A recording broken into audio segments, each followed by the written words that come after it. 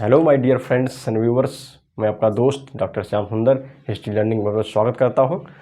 और मैं आशा करता हूं आप सब ठीक होंगे, स्वस्थ होंगे, मस्त होंगे, अपनी पढ़ाई लिखाई ठीक से कर रहे होंगे। जैसा कि हमने लास्ट वीडियो में हम लोग फ्रांसीसी पढ़ रहे थे और फ्रांसीसी में हमने 1739 तक जो भी घटनाक्रम हुआ था उसे हम लोगों ने देखा था। और 1739 में हमने देखा था उन्होंने तंजौर के निकट कराईकल में एक अपनी फ्रेंच बस्ती की स्थापना करते हैं। और उसके बाद हमने कहा था कि अब एक नए व्यक्ति की एंट्री हो रही है और उसका नाम रहता है डुप्ले। और जैसे ही डुप्ले की एंट्री होती है फिर सारा घटनाक्रम, सारा खेल ही बदल जाता है। तो अब हम लोग कर्नाटक वार पढ़ने वाले हैं। तो देखिए, फ्रांसीसी और अंग्रेज आपस में लड़ क्यों रहे हैं। हम जैसा कि जान चुके हैं, अंग्रेज एक पावरफुल शक्ति के रूप में भारत में स्थापित हो चुके हैं और इसके पहले उन्होंने पुर्तगालियों को और डचों को अपनी व्यापारिक जो दौड़ है, व्यापारिक प्रतिस्पर्धा के मार्ग से हटा दिया है उनको। मतलब अंग्रेज नहीं चाहते हैं कि कोई भी आए और उनका प्रतिद्वंदी बने व्यापार में। ये जो व्यापारिक प्रतिस्पर्धा अर्थात व्यापारिक एकाधिकार बनाए रखने की जो ये महत्वाकांक्षा है, एक तो ये कारण रहेगा। अंग्रेज और फ्रांसीसी लड़ क्यों रहे हैं, तो ये प्रतिस्पर्धा नहीं होनी चाहिए। उनका कहना कोई प्रतिस्पर्धी नहीं होना चाहिए।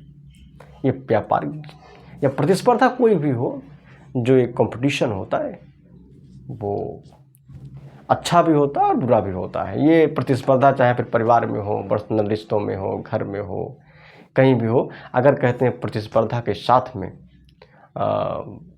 सहयोग जुड़ जाता है जब, तो फिर वहाँ पर सुधार और बेहतर होने की गुंजाइश बन जाती है, बेहतर होने की एक संभावना होती है।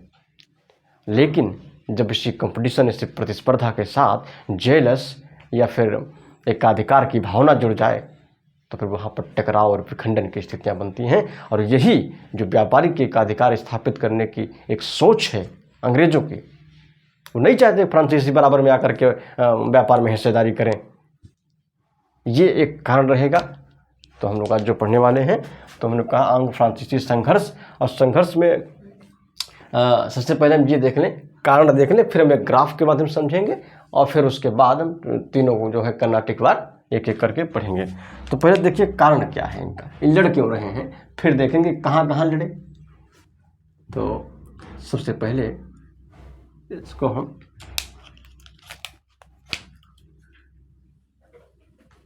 एक ग्राफ के माध्यम से थोड़ा समझने की कोशिश करते हैं।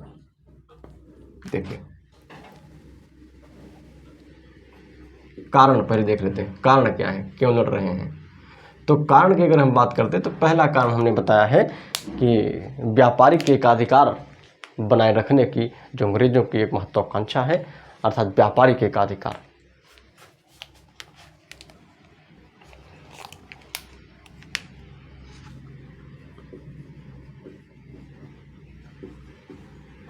व्यापारिक एकाधिकार की भावना, एकाधिकार, व्यापारिक एकाधिकार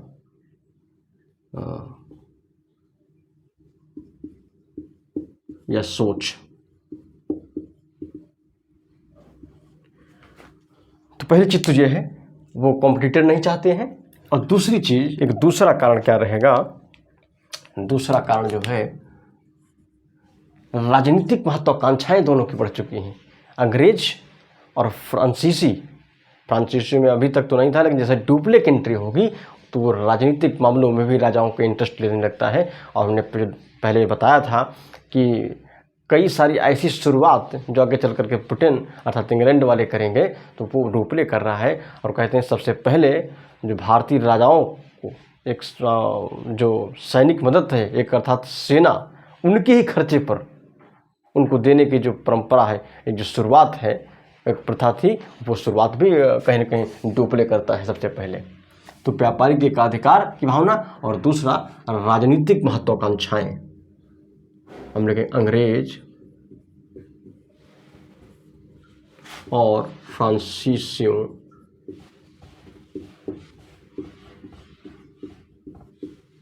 फ्रांसीसी की राजनीतिक महत्वाकांक्षाएं, राजनीतिक महत्वाकांक्षा।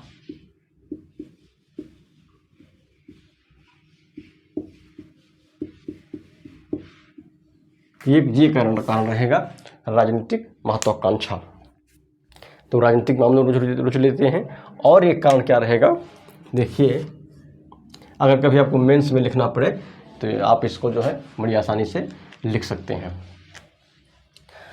अब एक दूसरी चीज़ क्या है, ये यूरोप में लड़ते हैं आपस में, यूरोप के होने वाले घटनाक्रम का प्रभाव रहेगा। तो यूरोपीय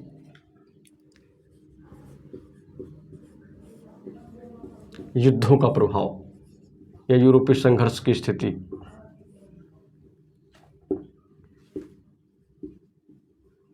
क्योंकि ये जब यूरोप में लड़ते हैं तो फिर यहाँ लड़ाई शुरू कर देते हैं। अभी हम देखेंगे जो कर्नाटक का पहला युद्ध रहेगा तो ऑस्ट्रिया के उत्तराधिकार को लेकर के जब फ्रांस और जो है ब्रिटेन यूरोप में आपस में लड़ेंगे तो वही लड़ाई फिर यहाँ भी शुरू हो जाएगी। इसी तरह हम देखेंगे जो तीसरा युद्ध रहेगा कर्नाटक का, वो जो है सप्तवर्षीय युद्ध को लेकर के जब यूरोप में लड़ना शुरू करेंगे तो फिर यहाँ आपस में लड़ाई शुरू हो जाएगी। तो यूरोपीय युद्धों या संघर्षों का प्रभाव, एक तो ये रहेगा कारण। तो ये 3-4 कारण रहते हैं, बाकी अलग अलग युद्ध के कुछ अपने कारण रहेंगे, तो उसको हम लोग जब युद्ध वाइज पढ़ेंगे तो उसको पढ़ेंगे।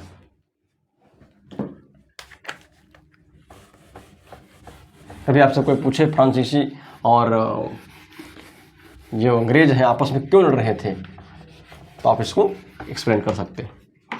अब देखिए एक ग्राफ पहले देखिए बनाते हम लोग हैं, उसको समझते हैं उसके बाद। प्रथम कर्नाटक युद्ध, प्रथम कर्नाटक युद्ध और द्वितीय कर्नाटक युद्ध। आधे सवाल तो यहीं से हल हो जाएंगे 80%। अगर समय कम रहे, कभी परीक्षा नज़दीक रहे, तो आप सिर्फ इतने पढ़ के जाइए। ज़्यादा पढ़ने का समय ना हो तो आप इतने पढ़ लेंगे तो काम हो जाएगा। तृतीय कर्नाटक युद्ध,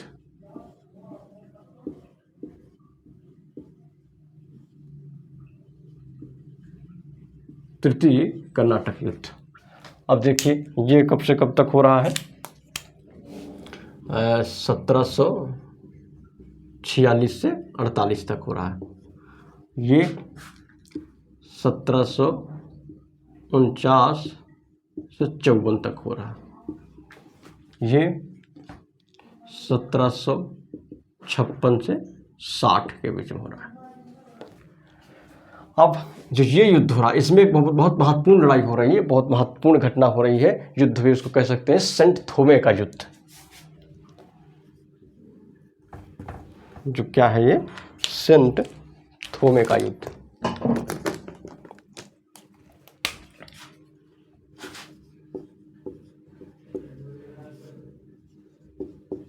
सेंट थोमे का युद्ध।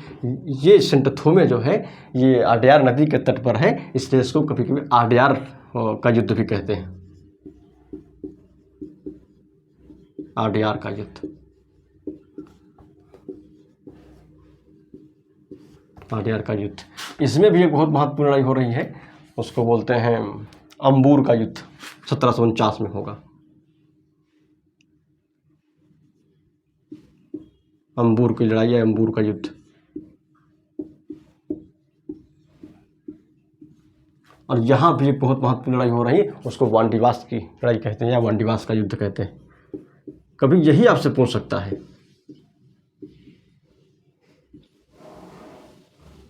ये तीनों युद्ध दे देगा और प्रथम द्वितीय तृतीय दे देगा और फिर कहेगा इनको मिलाइए किस युद्ध में कौन सी लड़ाई हुई, कौन सा युद्ध हुआ, ये अंदर के। तो सेंट थोमे ये 1748 में और अंबूर का युद्ध 1749 में हो रहा और ये 1760 में हो रहा, 1760 में हो रहा। तो इसको आप याद रखिए। तो ये बहुत महत्वपूर्ण है कई बार तो यही पूछ देता है सेंट थोमे की लड़ाई कब हुई, या सेंट थोमे की लड़ाई प्रथम कर्नाटक युद्ध में हुई या द्वितीय कर्नाटक युद्ध में हुई या तृतीय में हुई। तो हो सकता है आपको कठिन लगे या कन्फ्यूजन हो जाए, या अंबूर का युद्ध कभी दे देगा और फिर दे देगा सही सम्मिलित करिए, और फिर वहाँ दे देगा अंबूर का युद्ध प्रथम कर्नाटक वार, और दे देगा जो सेंट थोमे का युद्ध द्वितीय कर्नाटक या तृतीय कर्नाटक युद्ध दे देगा। आप कन्फ्यूजन होगी किस में होगा। वाणिवास की तो खैर सामान्यतः जानते हैं लोग, लेकिन ये भी जानते हैं, लेकिन इसमें समस्या तब होगी जब वो इस तरह से कन्फ्यूजिंग वाला क्वेश्चन बना देगा, कन्फ्यूजन वाला। तो ये दूसरी चीज़ एक और ध्यान रखें, हाँ, इसका कारण देख लें। देखें इसका कारण ऑस्ट्रिया के उत्तराधिकार को लेकर के हो रहा, ऑस्ट्रिया के उत्तराधिकार को लेकर के हो रहा, ऑस्ट्रिया के उत्तराधिकार के प्रश्न को लेकर के हो रहा है। ये आंतरिक कारणों से हो रहा है। यहाँ उत्तराधिकार का मामला यहाँ भी है, यहाँ हैदराबाद और कर्नाटक, हैदराबाद और प्लस कर्नाटक में उत्तराधिकार को लेकर के युद्ध हो रहा है आपस में। उत्तराधिकार का कारण रहेगा उत्तराधिकार। तो यहाँ पर जो उत्तराधिकार का मामला होगा, तो यहाँ पर दो पक्ष बन जाएंगे, हैदराबाद और कर्नाटक में। एक की जो है सपोर्ट अंग्रेज कर रहे हैं और एक की कर्नाटक को जो है फ्रांसीसी करेंगे। तो यहाँ पर दो पक्ष बन जाएंगे, फिर आपस में यहाँ भी लड़ना शुरू हो जाएगा। तो इसका कारण क्या रहेगा? इसका कारण आंतरिक है एक प्रकार से। अब इसका कारण देखिए क्या रहता है, वांडीवास की लड़ाई, सप्तवर्षीय युद्ध, जो यूरोप में सप्तवर्षीय युद्ध हो रहा है फ्रेंच और अंग्रेजों के बीच, सप्तवर्षीय युद्ध कारण रहेगा। तो ये इतना महत्वपूर्ण है ग्राफ कि 80% सवाल इससे खत्म हो गए। वनडे वाले बस इतने पढ़ के जाए, विशेष 100% सवाल आ जाएंगे। हाँ, सिविल वालों के लिए भी आ जाएंगे, लेकिन उनको थोड़ा सा और अगर डीप पढ़ना है तो उसको भी पूरा हम डिटेल लेके करके कवर करते हैं। तो ये ग्राफ बहुत इंपॉर्टेंट है। कभी हो सकता है ये ऑस्ट्रिया के उत्तराधिकार का युद्ध कारण जो है तृतीय कर्नाटक युद्ध में रख दे, या सप्तवर्षीय युद्ध का द्वितीय में रख दे। तो इस चीज़ को ध्यान रखें, बहुत सरल है, सिंपल है, आप इसको नोट डाउन कर लें। तो ये ग्राफ अब हम देखते हैं कि प्रथम कर्नाटक युद्ध क्यों हो रहा है, कि उसका घटनाक्रम क्या है, क्या क्या प्रक्रिया है, कौन कौन से चरण है, उसको एक एक करके समझते हैं।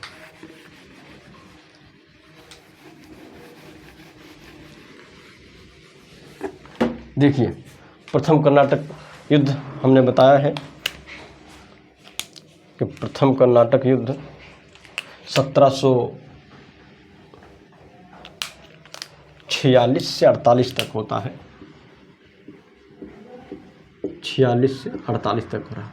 और इसका जो कारण, एक मूल कारण था, वो उन्होंने बताया ऑस्ट्रिया का उत्तराधिकार का युद्ध। दरअसल ऑस्ट्रिया यूरोप का एक देश था, और ऑस्ट्रिया में जो मारिया थेरेसा थी, उनके जब कार्यकाल उनका समाप्त हुआ, या कहीं कहीं ये लिखा मिलता है कि मारिया थेरेसा के पहले जो गद्दी पर वहाँ बैठे थे चार्ल्स द्वितीय, तो कहते हैं कि मारिया थेरेसा को जब वहाँ का एक प्रकार से साम्राज्ञी या फिर वहाँ के जो राजा घोषित किया गया, तो फिर उनको स्वीकृति दिलाने के लिए विभिन्न देशों के साथ जो है कुछ समझौते हुए, कुछ जो है सुविधाएं उनको दी गई, और उसी क्रम में उनका इंग्लैंड और फ्रांस का समर्थन भी चाहिए था, और फिर वहीं पर जो है फ्रांस और इंग्लैंड आपस में लड़ना शुरू करते हैं।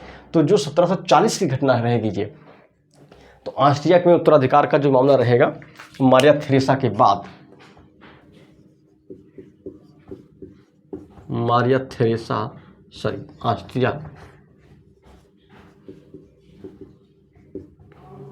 ऑस्ट्रिया के उत्तराधिकार को लेकर के लड़ रहे हैं। दरअसल मारिया थेरेसा के बाद में, जो मारिया थेरेसा के बाद उत्तराधिकार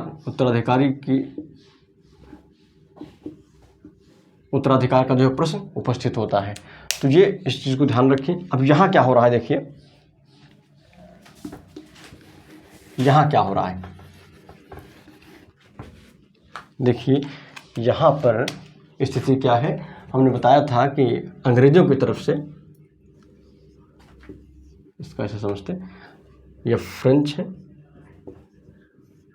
इधर अंग्रेज है। स्थिति है क्या, पहले उसको आप समझिए। यहाँ पर डुप्ले आ चुका है, मैंने बताया था, और यहाँ निकोलस मोर्स हैं गवर्नर इस समय, निकोलस मोर्स हैं। और ये करना जो है यूरोप में आपस में लड़ना शुरू कर चुके हैं। यूरोप में अंग्रेज और फ्रांसीसी आपस में लड़ रहे हैं।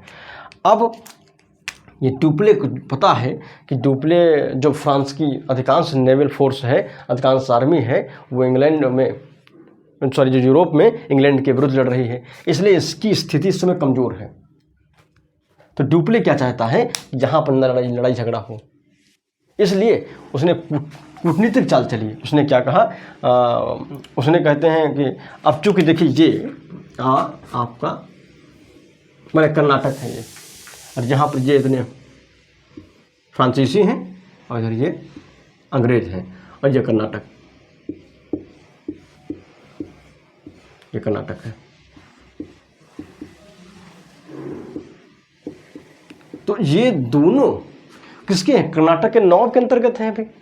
तो कर्नाटक के नवाब से इसने, डुप्ले ने प्रार्थना की, कहा ऐसा देखिए, हम दोनों लोग आपके यहाँ मातहत हैं, आपके संरक्षण में हैं, इसलिए आपकी जिम्मेदारी यहाँ शांति व्यवस्था बनाए रखें, और आप अंग्रेजों से कहिए कि वो यहाँ पर किसी प्रकार का युद्ध न होने दें, या किसी प्रकार का युद्ध ना करें। जबकि सच्चाई ये जानता कमज़ोर है इस समय, और ये जानता युद्ध की स्थिति बन रही है, इसलिए उसने कर्नाटक के नवाब अनवरुद्दीन से ये प्रार्थना की है कि आप जो है यहाँ पर शांति व्यवस्था बनाए रखिए, और यहाँ पर किसी प्रकार का युद्ध ना होने पाए। तो अगर ठीक है, कर्नाटक के नवाब ने फ्रांसीसियों को कहा है तो तुरंत पहले से तैयार थे, मान गए। अंग्रेजों से कहा तो कहा ठीक है देखते हैं।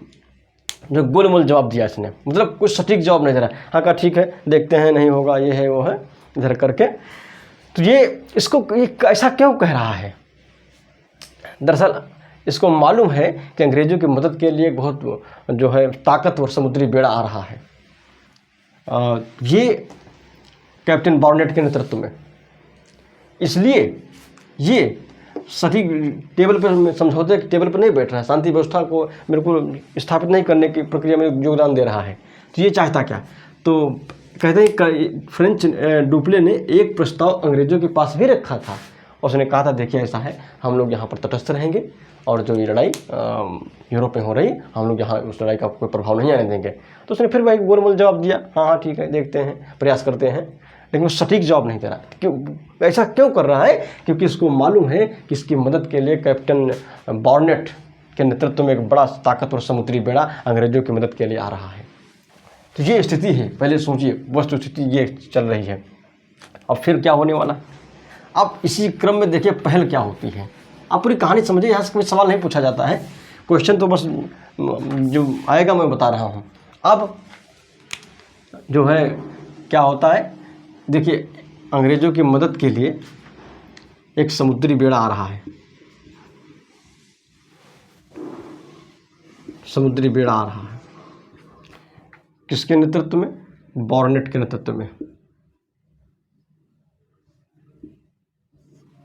बार्नेट के नेतृत्व में आ रहा है, जिसमें कहते हैं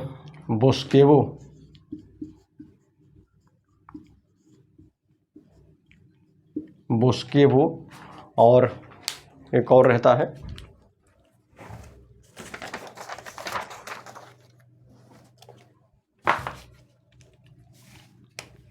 और कैप्टन वार्नर है इसमें, बोस्केवो और वार्नर जैसे महान उसमें सैनिक कमांडर बैठे हुए हैं। तो ये अब इसको तो बड़ा नाज है अपनी ताकत पे। अब फिर इसी क्रम में होता क्या है कि ये जो कैप्टन बार्नेट रहता है, इसने एक फ्रांसीसी जहाज़ को पकड़ लिया। बार्नेट फ्रांसीसी जहाज़ को पकड़ लिया, या फ्रांसीसी जहाज़ पर कब्जा कर लिया।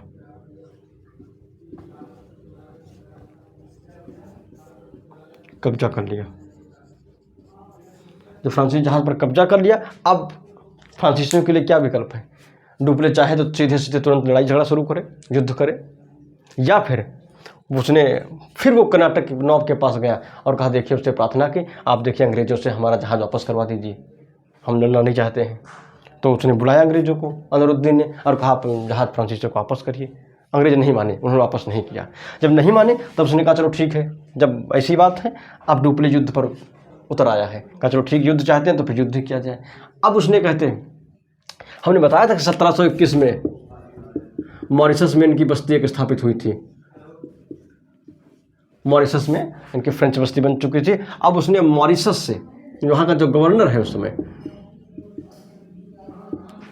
वो है लाबुर्दोने,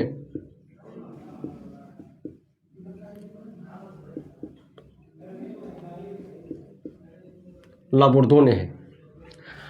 अब उसने लाबुर्दोने को बुलाया, ये 3000 सैनिक लेकर के आ गया है, 3000 सैनिकों के साथ आ गया मदद के लिए। और फिर कहते हैं 3000 सैनिक इसके साथ आ गए तो उसने मिल करके मद्रास को ही घेर लिया। फ्रांसीसियों ने तो अंग्रेज़ों ने तो सिर्फ फ्रांसीसियों के जहाज़ पर कब्जा किया था, और डुप्ले ने क्या किया, लाबुर्दोनों के साथ मिल करके मद्रास का ही घेरा डाल दिया। अब अंग्रेज समझ नहीं पा रहे ये क्या हो गया, इतना बड़ा घटनाक्रम हो गया। अब उसी घेरे में कहते हैं जब मद्रास को घेरा इसने,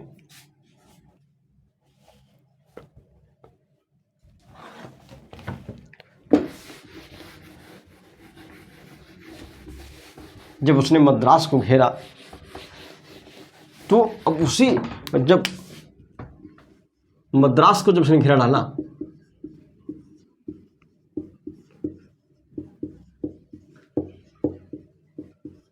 तो अब यहीं पर कहते हैं क्लाइव भी उसी घेरे में कैद है।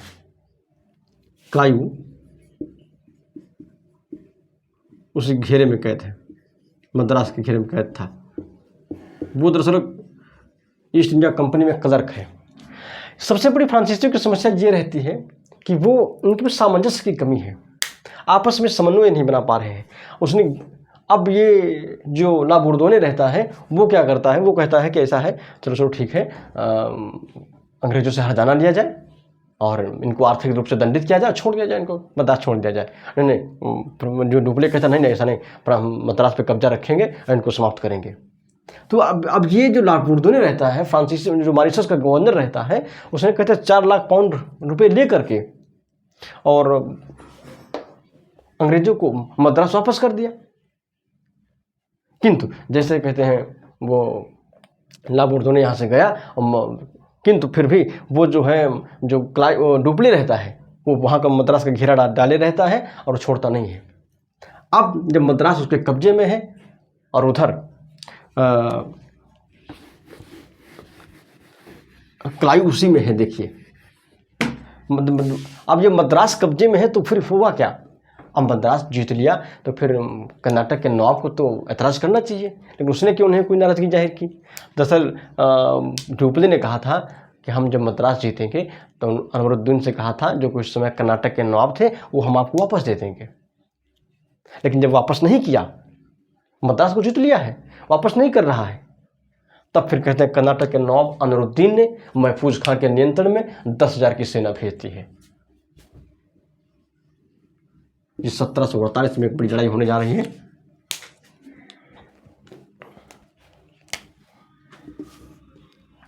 कौन से जब वापस नहीं किया तो अब युद्ध होने जा रहा है प्रसिद्ध, जिसको बोलते हैं सेंट थोमे का युद्ध।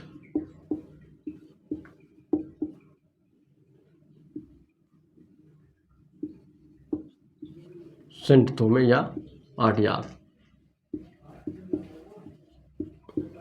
का युद्ध ये होने जा रहा है कर्नाटक अनवरुद्दीन है समय।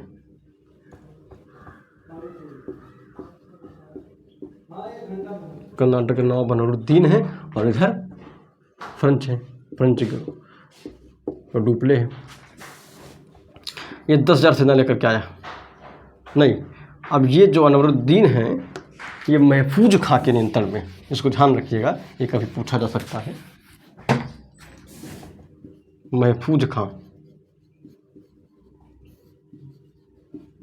10,000 आर्मी सेना लेकर के आ रहा है, और इधर ये पैराडाइज के नेतृत्व में,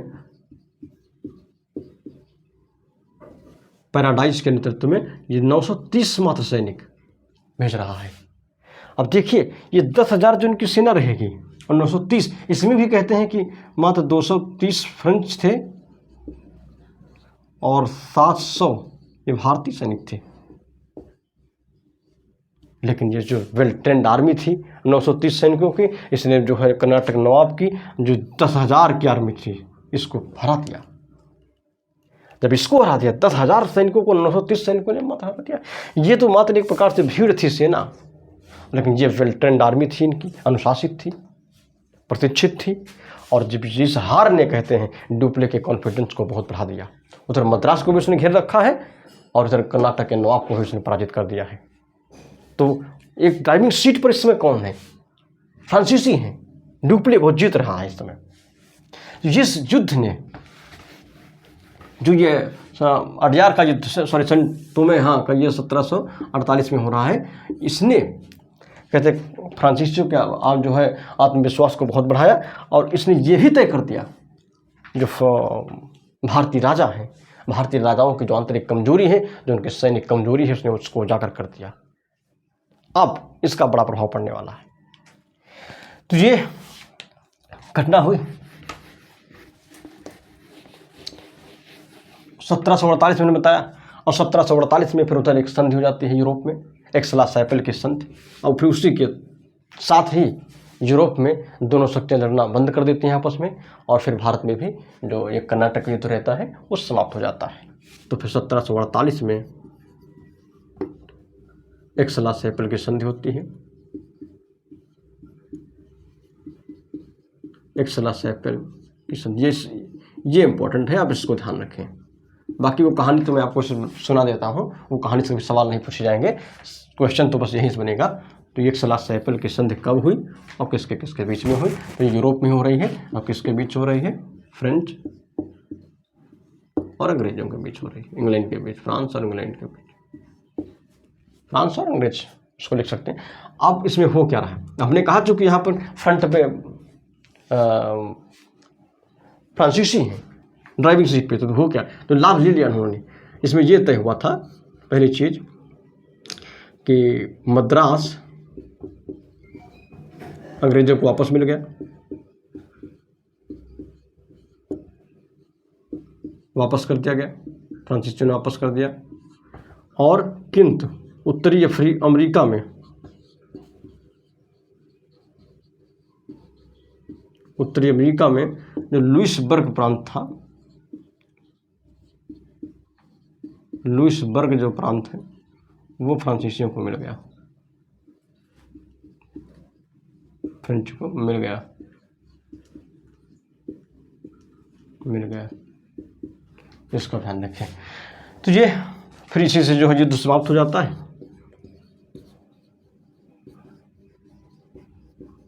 तो वहाँ युद्ध समाप्त हुआ तो फिर भारत ने फिर दोनों ने आपस में लड़ना बंद कर दिया। तो इस तरह से हमने जो प्रथम कर्नाटक युद्ध है वो हमने देखा विस्तार से, उसकी एक एक चीज़ को आप इसको नोट डाउन करिए, पढ़िए, इसके बाहर कोई सवाल नहीं आएगा। और बाकी मोस्ट जो इम्पोर्टेंट सवाल है तो उससे ग्राफ से ही हो जाएंगे। बाकी जो स्टैंडर्ड एग्जाम रहेंगे, जी सीनियर रहेंगे, JRF रहेगा और प्रोफेसर रहेगा, जो सब्जेक्ट बेस्ड एग्जाम है वो हो सकता है कभी यहाँ सवाल पूछा नहीं गया, कभी है तो हो सकता है यहाँ से कभी पूछा जाए। इस संधि याद रखेंगे कि प्रथम कर्नाटक युद्ध की समाप्ति 1748 में हुई, एक्स-ला-चैपेल की संधि के तहत होती है। ये प्रावधान आपके लिए उतने इंपॉर्टेंट नहीं है, लेकिन वो जो सब्जेक्ट वाले एग्जाम है, स्टैंडर्ड एग्जाम, उनके लिए इंपॉर्टेंट है। तो फिर नेक्स्ट वीडियो मिलते हैं, उसमें हम लोग सेकंड और थर्ड कर्नाटक युद्ध समाप्त करेंगे, पढ़ेंगे। Thank you.